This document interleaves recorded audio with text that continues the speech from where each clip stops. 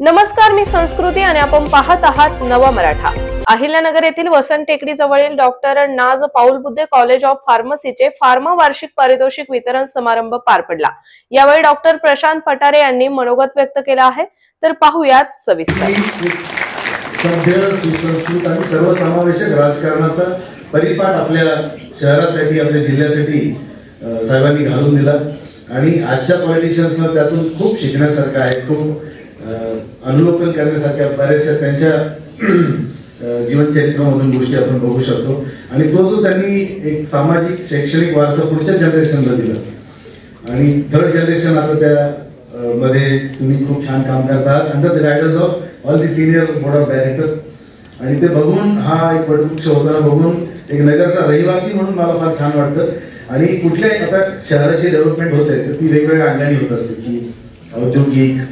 सांस्कृतिक, शैक्षणिक, वैद्यकीय क्षेत्र आमच्या देशामध्ये आलं, तर या डायरेक्शन मध्ये आपल्या नगरच्या ग्रोथ मध्ये या शिक्षण संस्थेमुळे एक मानाचा तुरा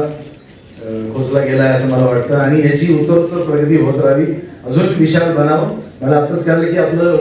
आयुर्वेदिक मेडिकल कॉलेज आणि हॉस्पिटलचं काम सुरू आहे। I wish all the best for this future Endeavour आणि खरंच चांगलं वाटतं। तर मला एक त्यांना सांगायचं वाटतं की जेव्हा हे कॉलेज सुरू होईल नर्सिंग कॉलेजचा पण आपण विचार करावा, कारण की आता मी एक हॉस्पिटल चालवतो आणि इथं एक नगर मेडिकल हब म्हणून बरंच पुढे आलंय आणि नर्सेस, चांगल्या नर्सेसची फार गरज इथे आहे आणि होतं असे की एक लोकल एम्प्लॉयमेंट जनरेट होते की जर इथे नर्सेस चांगल्या क्वालिटीच्या ट्रेन झाल्या त्यांना इथे जॉब मिळतो आणि एक जिल्ह्याची आर्थिक स्तरावरती पण एक लेवलची प्रगती त्याच्यामुळे होते आणि बऱ्याचदा आम्ही बघतो की नर्सिंगच्या ज्या मुली असतात ते खूप सेवाभावी काम आहे आणि त्यात येणाऱ्या ज्या महिला असतात म्हणजे आजची परिस्थिती अशी आहे की बऱ्याचदा थोड्याशा समाजातल्या अशा स्तरातून त्या येतात की ज्यांना त्या सपोर्टची गरज असते आणि ती ऑपॉर्च्युनिटी जर आपण नर्सिंग कॉलेजच्या मार्फत क्रिएट केली तर एक खूप मोठा समाजातल्या एका स्तराला खूप हातभार लागेल, त्यांना लोकली एम्प्लॉयमेंट पण जनरेट होईल। आता नर्सिंग कॉलेजच्या बाबतीत आम्हाला असं दिसते की नर्सिंग कॉलेजेस बरेच आहेत, म्हणजे क्वालिटी नर्सिंग ट्रेनिंग या पद्धतीने व्हायला पाहिजे। त्यामध्ये आमची काय मदत लागली तर तुम्ही नक्की आम्हाला सांगा आणि त्याबद्दल विचार करा की नर्सिंग कॉलेज आपल्याला चालू कसं करते, ही माझी सूचना आहे। मुलांची मला एक बोलायचं होतं की तुमची जनरेशन आता तुम्ही शिकत आहात किंवा आमची मुलं आता तुमच्यापेक्षा थोडी लहान आहे, तुमच्या या जो एरा आहे शिक्षण घेत असतानाचा त्याच्यात आणि आमच्या जनरेशन किंवा आधीच्या जनरेशन मध्ये खूप मोठा फरक असा आहे की इन्फॉर्मेशन टेक्नॉलॉजीचा एवढा मोठा विस्तार झालाय आता आणि आता मी कॉलेजच्या शेवटच्या वर्षात होतो तेव्हा थोडे मोबाईल्स वगैरे यायला लागले होते, ते जुने मोठे मोठे मोबाईल असायचे।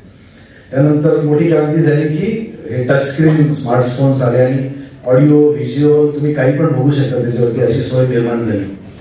त्याच्यानंतर एक मोठा प्रॉब्लेम झाला की सोशल मीडिया आलं आणि सोशल मीडिया सुरुवातीला आलं तेव्हा एक आनंद वाटला की we can connect with our old friends and आम्ही जेव्हा आलो तेव्हा ऑर्कुट आलो होतो सुरुवातीला, तुम्हाला माहित नसेल ऑर्कुट, एकदम सुरुवातीला आलं आणि त्याचे आम्ही मेंबर झालो। मग जुना मित्र जुनी मैत्रिणी कॉलेजचे आपल्याला भेटतात आणि एक नेटवर्किंग क्रिएट होतं पुन्हा अनेक वर्षानंतर, that was a good thing. पण त्याचा नंतर इतका ओव्हरयूज सुरू झाला मला असं वाटतं, tech is a double edged sword असं मला वाटतं की इन्फॉर्मेशन टेक्नॉलॉजीमुळे तुम्हाला आज ज्या गोष्टीमध्ये काही वाचायचं आहे, कुठलाही रेफरन्स काढायचा असेल, कुठल्या सब्जेक्टमध्ये वाचायचं असेल, you will get so many resources, हे जर्नल्स आणि हे पूर्वी आम्हाला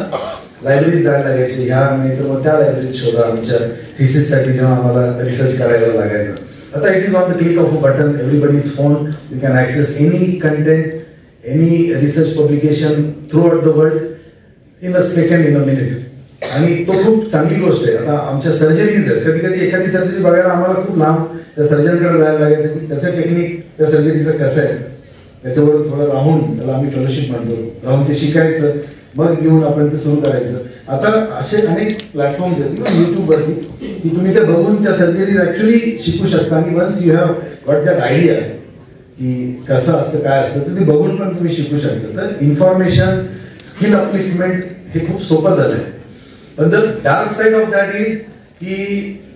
सोशल मीडियामध्ये आता समजा तुम्ही फेसबुक आणि या गोष्टी बघितल्या, आपण सगळे मेंबर असते त्याचे, इन्क्लुडिंग मायसेल्फ, मी पण आहे आणि मला असं जाणवतं की इतकं तुम्ही ते चालू केलं,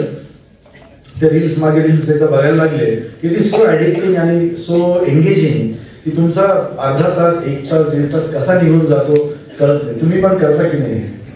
होतं, सगळ्यांचं होतंय. So that is a lot of waste of time. कधी कधी मला पण स्वतःला भानावायला लागतं की मी आता काय करतोय, I should get to sleep, उद्या मला माझी कामं करायची आहेत.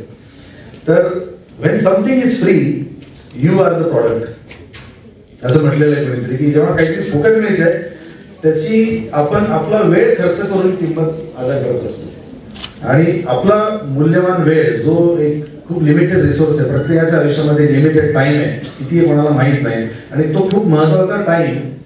ह्या क्रुशियल एज मध्ये तुम्ही जेव्हा शिक्षण घेत असता, जेव्हा अनेक गोष्टी. तर अशाच माहितीपूर्ण बातम्यांसाठी चॅनलला सबस्क्राईब नक्की करा.